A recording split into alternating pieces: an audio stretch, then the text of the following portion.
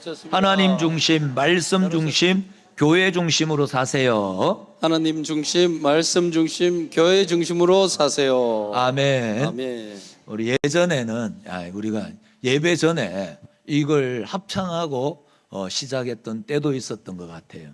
하나님 중심, 말씀 중심, 교회 중심.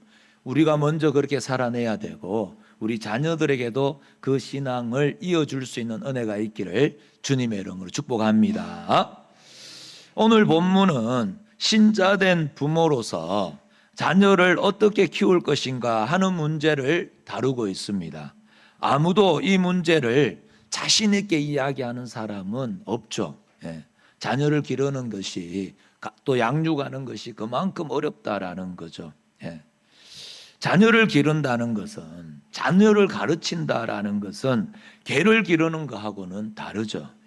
개는 훈련을 이렇게 시켜보면요, 어느 정도 효과를 거둘 수 있지만 자녀는 훈련시킨다고 되는 것이 아니더라라는 거죠. 왜요? 자녀는 인격을 가지고 있거든요. 자기 생각이 있단 말이죠. 뭐 초등학교 요즘은 한 5학년, 4학년 때까지는 부모 말을 잘 들을 수 있어요. 그러나 한 5학년쯤 되면은 사춘기가 온다 그러잖아요. 예전에는 뭐 중학교, 고등학교 이렇게 해야 되는데 요새는 초등학교 한 4학년, 5학년만 되면 자기 생각이 생기는 거예요. 사춘기가 온다 이 말은 자기 생각이 있거든요. 아이들이라고 해서 자기 생각이 없는 게 아닙니다. 그러니까 이 개를 키우는 거하고는 다르더라라는 거죠. 그러나 성경에는 이 문제에 대해서 우리가 자녀를 이렇게 키워내는 데 대해서 우리 모니터를 조금 줄여주세요. 자녀를 키우는 데에 대해서 이 문제에 대한 원리들이 있고 원칙들이 있습니다. 성경에는 원리와 원칙이 있다 이렇게 이야기해요. 그것은 이 문제를 이렇게 하기만 하면 꼭 잘 된다 이런 이야기가 아니라 이렇게 하는 것이 신자된 부모예요. 예수 안 믿는 사람들에게는 이 원칙이 적용되지 않습니다. 신자된 부모의 자세요, 책임이라는 차원에서 일단 부모가 준행해야 하는 원칙이 있는 거예요. 성경은 그걸 강력하게 이야기하고 있습니다. 원칙이 왜 주어지죠? 지키라고 주어지는 거죠. 그래서 하나님이 우리에게 요구하고 있습니다. 너희들 자녀들을 키울 때에는 꼭 이런 원칙을 지켜야 된다. 그래서 거기에 대해서 몇 가지 살펴보려고 합니다. 그 첫 번째로 우리가 기억해야 될 것이 뭐냐 하면 오늘 본문 말씀에 나오는 아비들아 너희 자녀를 노엽게 하지 말라입니다. 이게 제1원칙입니다. 여기서 자녀를 노엽게 하지 말라라는 것은 자녀가 싫어하는 것을 시키지 않는 것과는 달라요. 자녀들이 제일 싫어하는 게 뭐겠어요? 자녀들이 제일 노여워하는 게 뭐겠어요? 공부거든요. 그럼 우리가 자녀들을 노엽게 하지 않기 위해서 공부를 안 시킨다, 그럴 수는 없잖아요. 이런 뜻은 아니라는 거예요. 그러면 여기에서 이 자녀들을 노엽게 하지 말라, 이 말은 자녀의 잘못이나 자녀의 부족한 부분에 대해서 부모가 훈계하고 꾸중하고 타일러야 되잖아요. 자녀가 잘못했는데도 아이고 잘한다 이러면 큰일 나죠. 요즘에 아이들을 키우는 방식들을 보면 자기 아이 중심으로 키우다 보니까 이런 일들이 굉장히 많습니다. 훈계하지 않습니다. 꾸중하지 않아요. 다 이러지 않습니다. 내 자녀가 잘못됐다고 생각하지 않아요. 절대 그렇지 않습니다. 우리 자녀들이 잘못했거나 또 부족한 부분이 있으면 다 이러기도 하고 훈계도 하고 꾸중도 해야 됩니다. 그거 할 때 조심해야 되는데, 그거 할 때에 우리가 자녀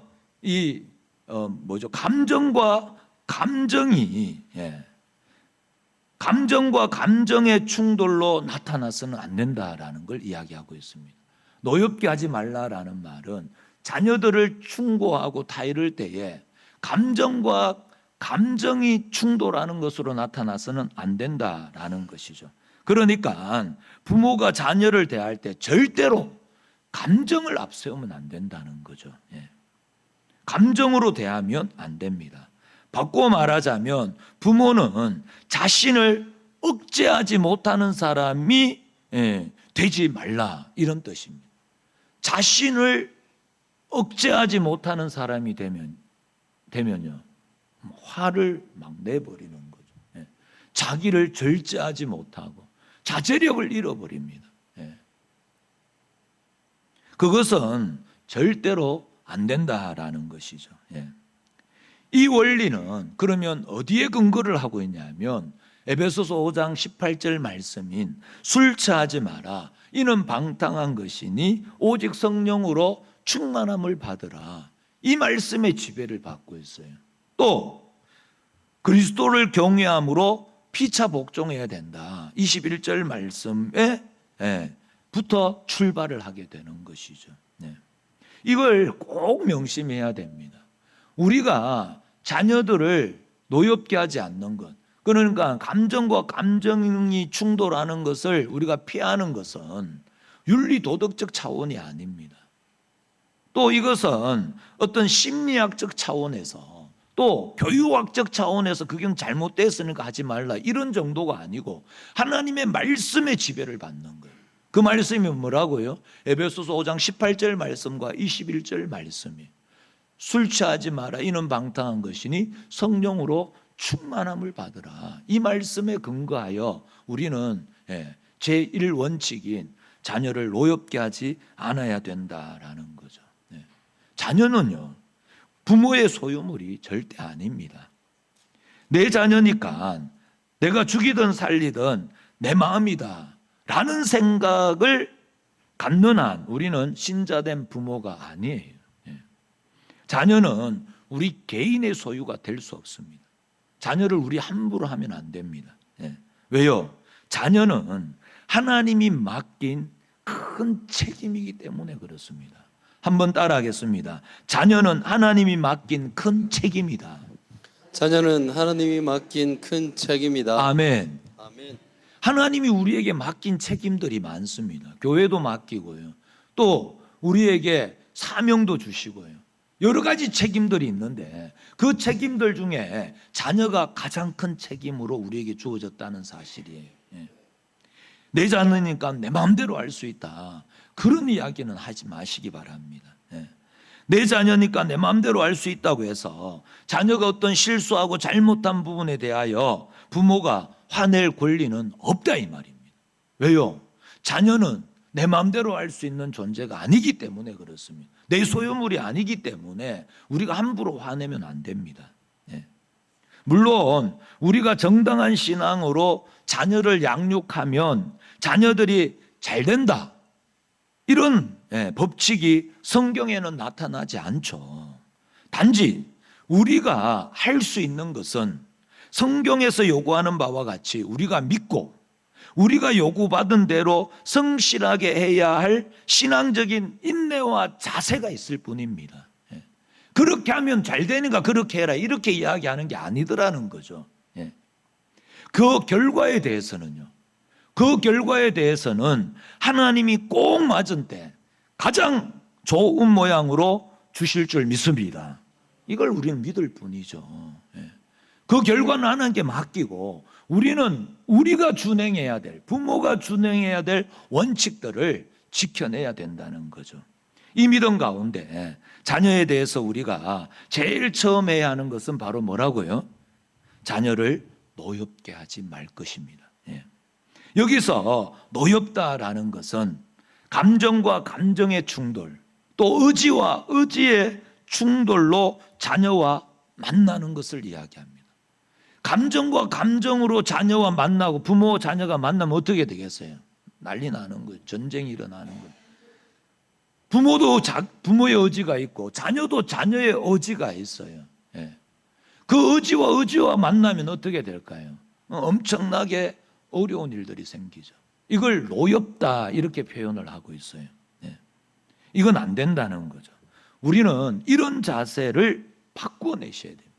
바꾸어서 자녀와 만나는 훈련을 해야 한다라는 거죠. 자녀를 내 감정 따라 대하시면 안 된다라는 거죠. 아유, 저걸 누가 낳았노? 예. 내가 낳은 게 왜 저 모양이고?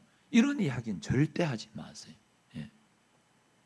우리는 우리 자녀라고 해서 인격적으로 자녀를 모독할 권리가 없습니다. 우리 자녀들을 인격적으로 대하셔야 됩니다. 어리든 크든. 예. 너는 아직 어리니까 내 말 들어야 돼. 그런 이야기는 하면 안 된다라는 것이죠. 예. 그것은 뭡니까? 자녀들에게 저게 어디서 튀어나왔노? 이런 이야기를 하면 자녀들이 뭐라 그러겠어요? 자기가 낳았지 누가 낳겠노? 그러면서 반발밖에 일어나지 않더라라는 거죠. 그리고 너 임마 두고 보자. 집에 가서 봐. 어떤 경우에서라도 자녀들에게 그렇게 이야기하면 안 됩니다. 우리 자녀들 앞에 우리의 감정을 드러내지면 안 된다는 거예요. 화를 내면 안 된다는 거예요. 특히 다른 사람들이 있을 때, 바깥에 나갔을 때 너 죽을래? 너 집에 가서 한번 보자. 그런 이야기 하시면 안 돼요. 예. 어떠한 경우에라도 우리의 자제력을 잃어버리면 안 됩니다. 화를 내면 안 되고 인격적으로 자녀들을 대하는 연습들을, 훈련들을 하셔야 됩니다. 억압하거나 강압해서 대하시면 안 된다라는 거죠. 집에 올 때까지 참으셔야 돼요. 집에 올 때까지. 집에 올 때까지 꼭 참으시고 집에 와서는요. 너 이 방으로 좀 와봐. 아니면 우리가 그 방으로 찾아가든지 찾아가서 아까 너 왜 그랬냐? 그건 네가 잘못한 거 아니냐? 이렇듯 자녀를 진리와 권위 아래 복종시키기 위해서는요. 다 일러서 먹혀 들어가도록 해야 되지. 엄마가 화가 났구나, 아빠가 화가 났구나 하는 쪽으로 부딪히지 않게 해야 한다라는 거죠. 아빠가 화가 났구나, 엄마가 화가 났구나 이런 것들을 계속 보여주면요. 아이들은 눈치만 봅니다. 자기들이 해야 할 일들을 하는 게 아니고 자기 잘못을 반성하고 돌이키는 게 아니라 부모 눈치를 보고 행동을 하기 시작한다는 거죠. 그게 바로 뭐냐면 술 취하지 말라입니다. 술 취하지 말라. 보세요. 술에 취하면 조그만 자극에도 어떻게 해요? 자제력을 잃게 되어집니다. 자제력을. 평소에 하지 않던 행동을 막 하게 되어지죠.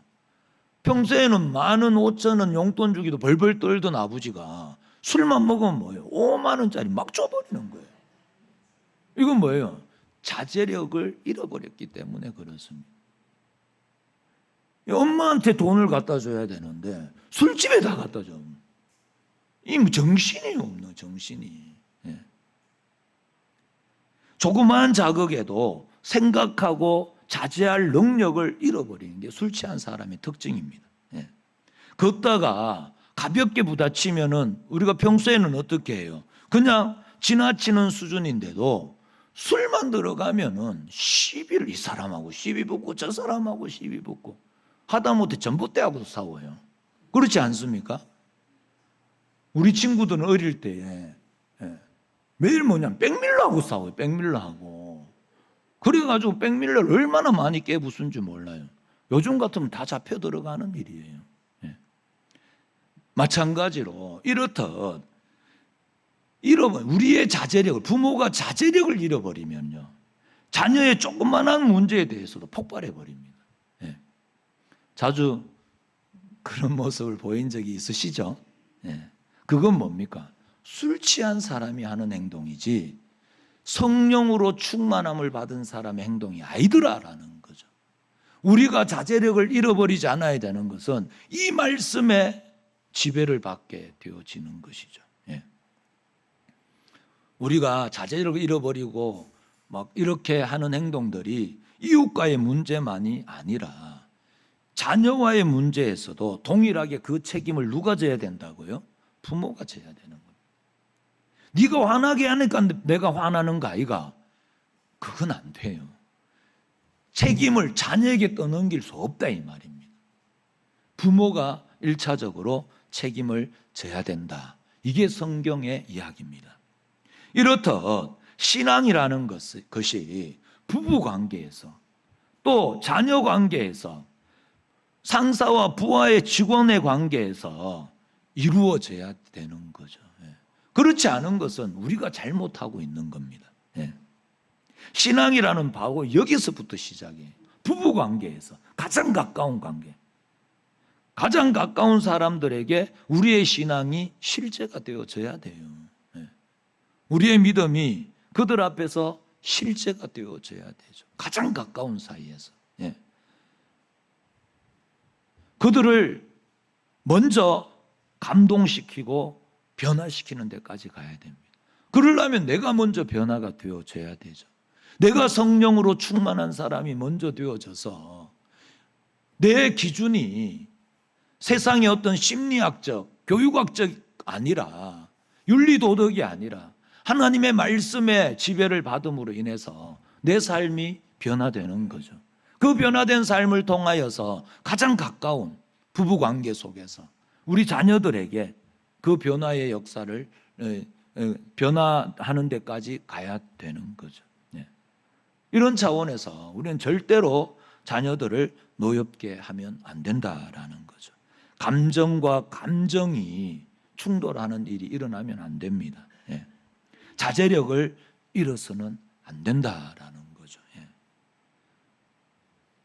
이 말씀에 우리가 입각해서 신자된 부모의 다름을 우리 자녀들에게 늘 보여줌으로써 우리 자녀들이 자연스럽게 진리와 하나님의 말씀과 하나님의 말씀의 권위 아래 순복함으로 우리 부모에게 순복하는 것이 복이구나, 이걸 자연스럽게 누리고 그 복을 누리는 그런 자녀들로 키워내는 저와 우리 모든 성도님들이 될 수 있기를 주님의 이름으로 축복합니다.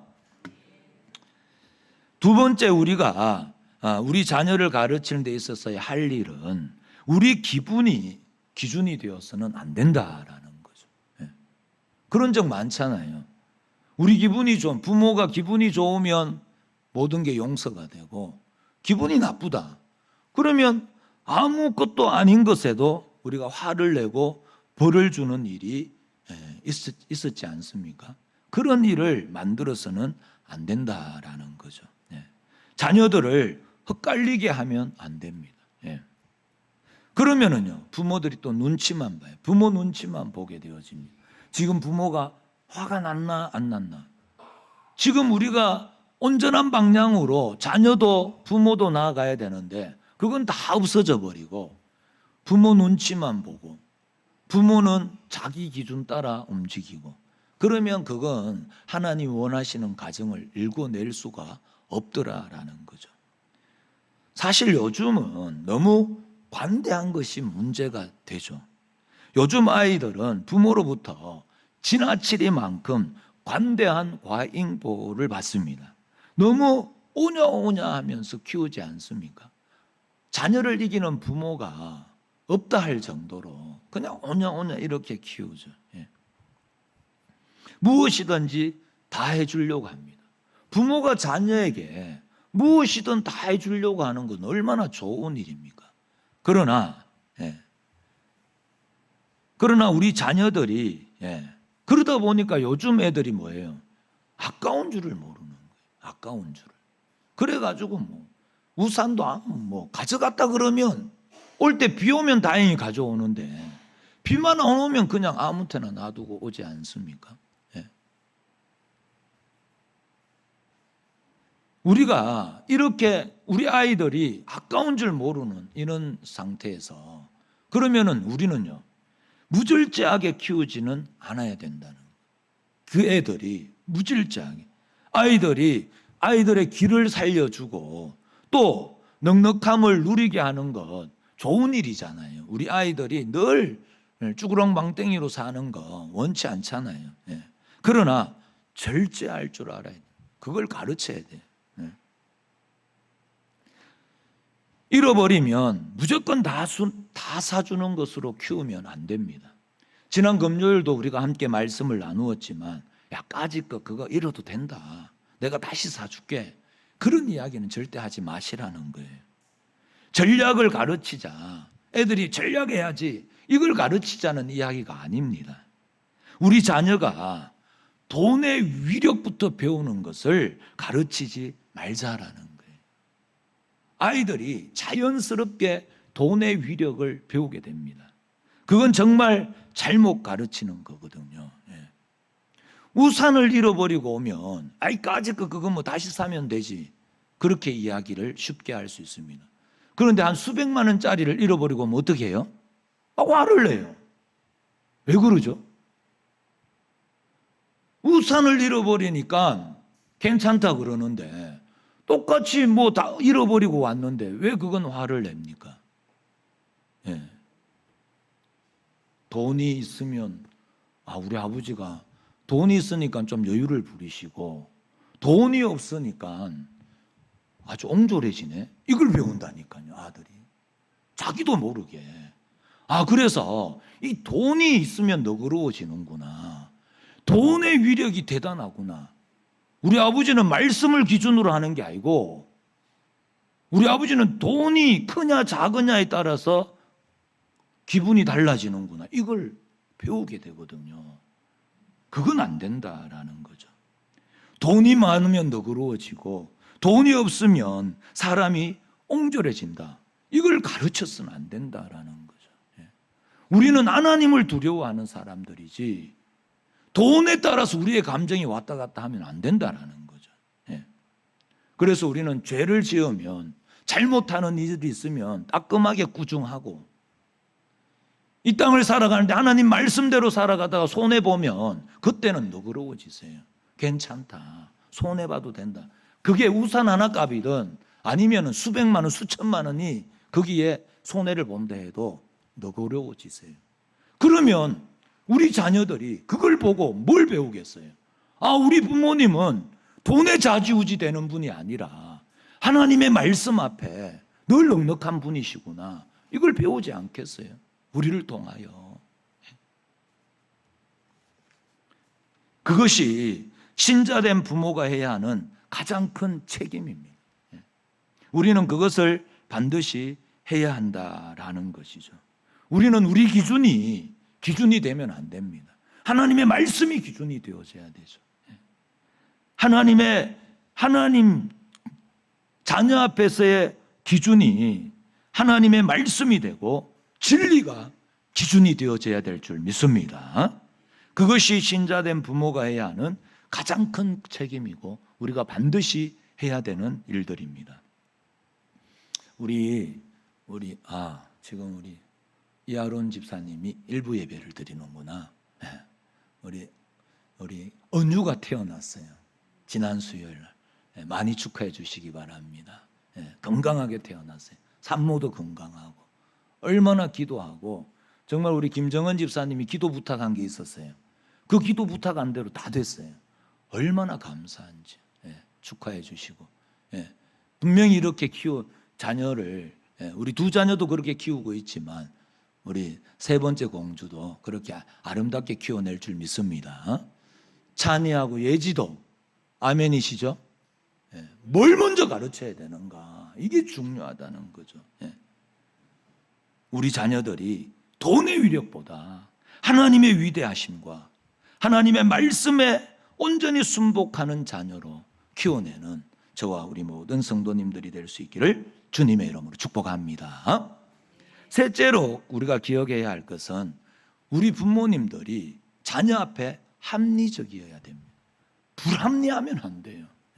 여기서 합리적이다라는 것은 자녀들에게 설명할 기회를 주세요. 네가 아는 게 뭐 있노? 그렇게 이야기하시면 안 됩니다. 네가 잘못했는데 할 말이 뭐 있노? 이런 이야기 하시면 안 됩니다. 설명할 기회를 주고 그리고 난 뒤에 나한테 설명의 기회 줬다. 그게 아니고 자녀들이 진짜 하고 싶은 이야기가 뭔지를 귀를 기울여 주셔야 됩니다. 자녀들이 하고 싶은 말이 뭔지 자녀들의 이야기에 귀를 잘 안 기울여요. 그러니까 아이들이 어떻게 되죠? 밖으로 나돌잖아요. 부모님이 내 이야기를 안 들어주니까 내 이야기 들어주는 친구들 찾아다니는 거 아닙니까? 제일 먼저 부모님들이, 자녀들이 무슨 이야기든지 부모님한테 먼저 이야기할 수 있도록 대화의 문을 열어놓으셔야 됩니다. 그래서 우리 아이들이 힘들고 어려울 때 제일 먼저 부모님한테 이야기할 수 있도록, 내가 왜 그런 행동을 했는지 설명할 기회를 주고, 그리고 그 자녀들의 무슨 이야기를 하고 있는지 귀를 기울이셔야 돼요. 그러면 아이들의 이야기가 들려요. 네가 뭘 안다고 대드냐, 그렇게 자녀들을 억압하지 마세요. 우리가 잘못했을 때 우리가 아이들을 오해할 때가 있잖아요. 그럴 때는 더더욱 그러지 않아야 돼요. 부모가 오해했거나 잘못 생각했을 때에는 잘못했다고 우리 아이들에게 이야기를 해야 됩니다. 여기에서 우리가 아이들에게 잘못 이야기하고 아이들의 이야기를 제대로 못 이해해가지고 오해해놓고는 여기에서 막 똥꼬집 부리는 사람들이 있잖아요. 저만 그런가? 아, 그렇군요. 아, 정검승 권사님 자신 있게, 목사님은 그래요. 이 똥꼬집 부리고 내 잘못을 덮기 위해 어떻게 하죠? 더 큰 소리 내고 더 크게 화를 내죠. 그건 부끄러운 일입니다. 이제 제가 많이 해봐서 잘 압니다. 이런 것을 우리가 자꾸 안 하도록 해야 된다는 거죠. 지금 우리는 술 취한 사람들이 아닙니다. 우리는요, 성령으로 충만한 사람인 줄 믿습니다. 우리는 성령으로 충만함을 받으라, 우리에게 그렇게 말씀하고 있기 때문에 우리는 성령의 충만함을 받은 사람이지 술 취한 사람들이 아니잖아요. 그러면 자녀 앞에서 우리가 주정을 부릴 수는 없습니다. 횡설수설을 한다는, 합리적이어야 합니다. 우리 자녀들 앞에서 합리적이어야 해요. 우리는 우리 기분을 풀거나 받은 스트레스를 자녀에게 쏟아놓으면 절대로 안 됩니다. 화를 내다 보면은요, 점점 더 폭발하는 걸 경험하지 않습니까? 지금 우리 일이 잘 안 되는 게 자녀들 때문이에요. 그날따라 일이 잘 안 풀렸다. 그런데 자녀가 걸렸다. 그럼 그날 자녀 죽는 거죠. 그 잘못이 자녀들 때문입니까? 아니잖아요. 자녀는 우리의 분노와 억울함을 폭발하는 대상이 절대로 아닙니다. 절대로 우리가 자녀들 앞에서 주정 부리면 안 됩니다. 합리적이어야 됩니다. 오히려 자녀는요, 어떤 의미에서는 우리의 감시자죠. 감시자. 부모의 감시자입니다. 우리 자녀가 어떻게 커가는가, 우리 자녀들이 어떻게 커가는가를 이렇게 보면 우리가 자녀들에게 무엇을 가르치고 있는가 그대로 드러나지 않습니까? 우리 자녀가 무엇을 소중히 여기고 무엇을 소홀히 여기는지 한번 보세요. 지금 우리 자녀들이 뭘 소중하게 여기죠? 돈입니까? 하나님입니까? 보이는 것에 마음을 가지고 있어요? 보이지 않는 것에 소원을 가지고 있으세요? 영적인 일에, 영원한 것에, 영원한 상급에 대해서 가치를 두고 있나요? 자녀들이 우리의 거울이라니까요. 이런 차원에서 부모가 하는 꾸중, 부모가 하는 가르침들, 또 다이름, 그 권위를 어디에 두어야 되는가, 어떤 것이 합리적인가를 생각해 보세요. 하나님께서 무엇을 좋아하시고 하나님께서 무엇을 싫어하시는가라는 것으로 채워야 하는 것이 신자된 부모가 자녀들 앞에서 해야 하는 커다란 합리성이에요. 우리는 이 합리성을 가지고 자녀들을 길러야 되고 양육해야 되고 가르쳐야 됩니다. 그 일들을 우리가 해내야 한다라는 것이죠. 우리는 자녀가 우리에게 왜 주어졌는지 성경적으로 분명하게 알고 있어야 됩니다. 조금 전에 자녀는 뭐라 그랬죠? 하나님이 맡긴 큰 책임이에요. 하나님이 맡긴 큰 책임입니다. 작은 책임이 아니고 제일 큰 책임이 자녀입니다. 예. 그래서 성경은 우리가 맡은 책임이 뭔지, 자녀들 앞에서 부모의 제사가 어떠해야 하는지, 신자로서 갖는 책임이 무엇인가를 깨닫도록 요구하고 있습니다. 그렇기 때문에 우리는 많이 생각하셔야 돼요. 자녀가 하나님이 맡기신 귀한 큰 책임이라면 우리가 맡은 책임이 뭔가? 우리가 자녀 앞에서 보여줘야 될 삶의 내용, 삶의 자세에 대해서 뭔가가 우리는 깨달으셔야 됩니다. 신자가 갖고 있는 책임, 예수 안 믿는 부모하고 예수 믿는 부모, 신자된 부모, 성령으로 충만함을 받은 부모의 책임이 다르더라라는 거죠. 그럼 그게 뭔지를 깨달아야죠. 물론 우리가 최선의 방법과 최선의 모습을 보여주었음에도 불구하고 자식 농사를 망칠 수도 있지 않습니까? 왜요? 자녀는 개하고 다르다니까.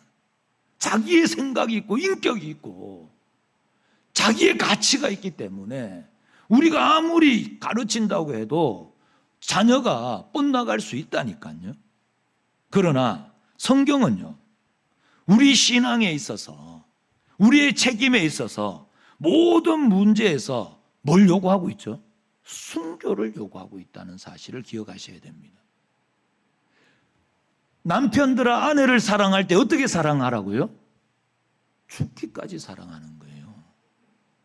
부부의 사랑 관계 속에서도 순교를 요구하고 있고, 예수 그리스도를 섬기는 교회에게 뭘 요구하고 있죠? 순교를 요구하는 거예요. 죽기까지 사랑해라. 마음을 다하고 성품을 다하고 뜻을 다하여 하나님을 사랑하라 그러잖아요. 그 말은 죽기까지 사랑하라는 말이에요. 성경은 모든 일에 대하여 순교를 요구합니다. 그러면 부모와 자녀 관계 속에서는요, 동일하게 죽기까지 사랑하는 거예요.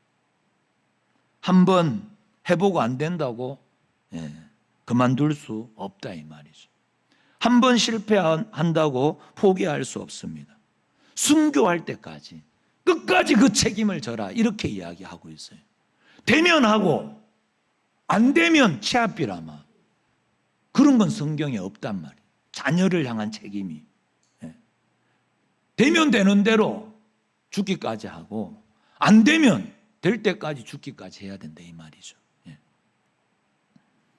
그러니까 우리가 신앙생활하는 가운데에 가장 올바르게 살고 가장 정당하게 하나님을 의지한다고 해서 늘 승리하는 건 아니잖아요. 스데반이 그렇잖아요.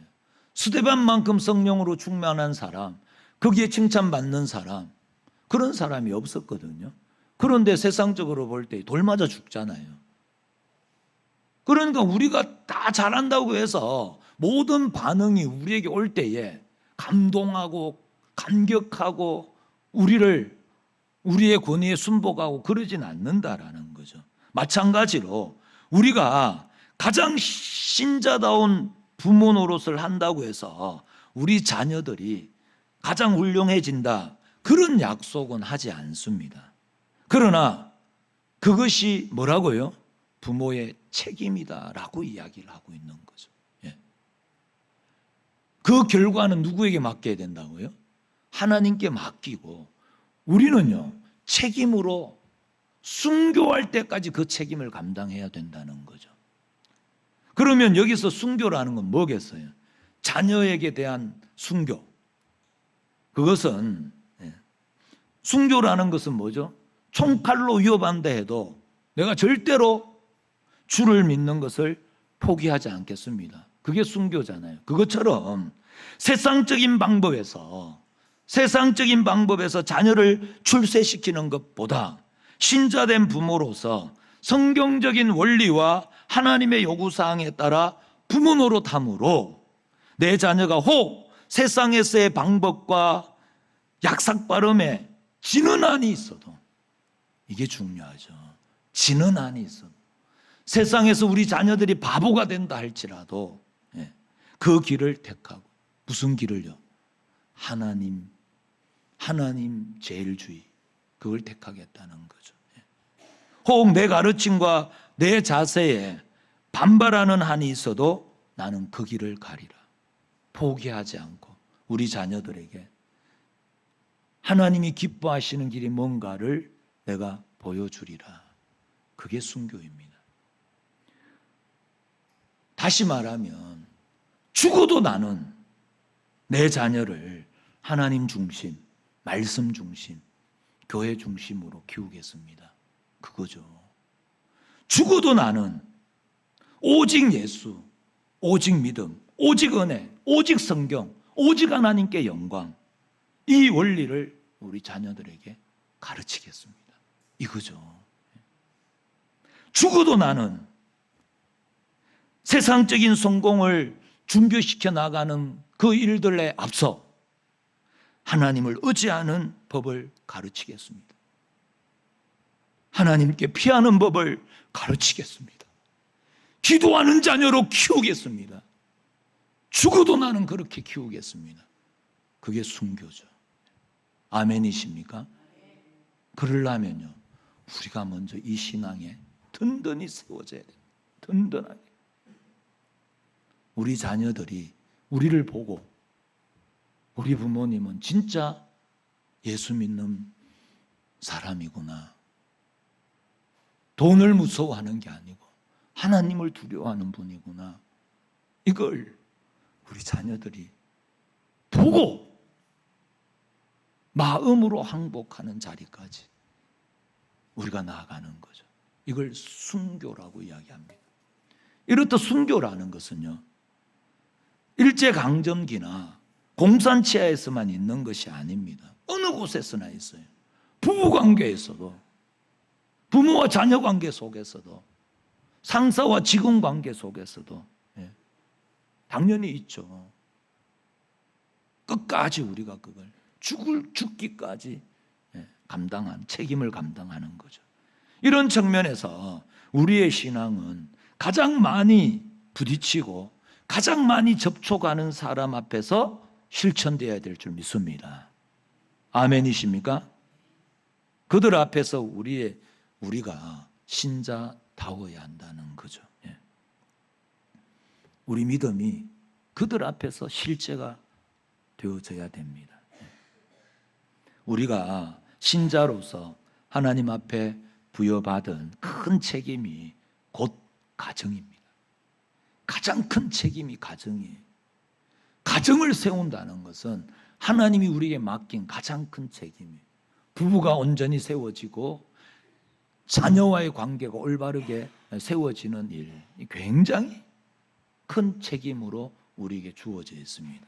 그래서 우리가 하나님 앞에 부여받은 가장 큰 책임, 곧 가정임을 기억하셔서 오늘부터 당장 남편에게, 아내에게, 자녀에게 애교를 떨거나 아첨 떠는 것 아닌 것으로 진짜로 잘하셔야 됩니다. 진짜로. 우리가 한번 아첨 떨고 한번 애교 떠는 것 말고 온 마음을 다하여서, 온 정성을 다해서 하나님을 사랑하듯이 내 남편을, 내 아내를, 내 자녀를 대해야 된다, 이 말이죠. 자기를 부인하고 자기 십자가를 지고 근신하는 마음으로 우리가 가진 모든 신앙과 주님을 사랑하는 가장 큰 사명을 바탕으로 우리의 열정을, 우리의 사랑을 남편과 아내와 자녀에게 쏟으시기를 주님의 이름으로 축복합니다. 한번 따라합니다. 그것이 옳으니라. 그것이 옳으니라. 다시 한번. 그것이 옳으니라. 그것이 옳으니라. 아멘. 아멘.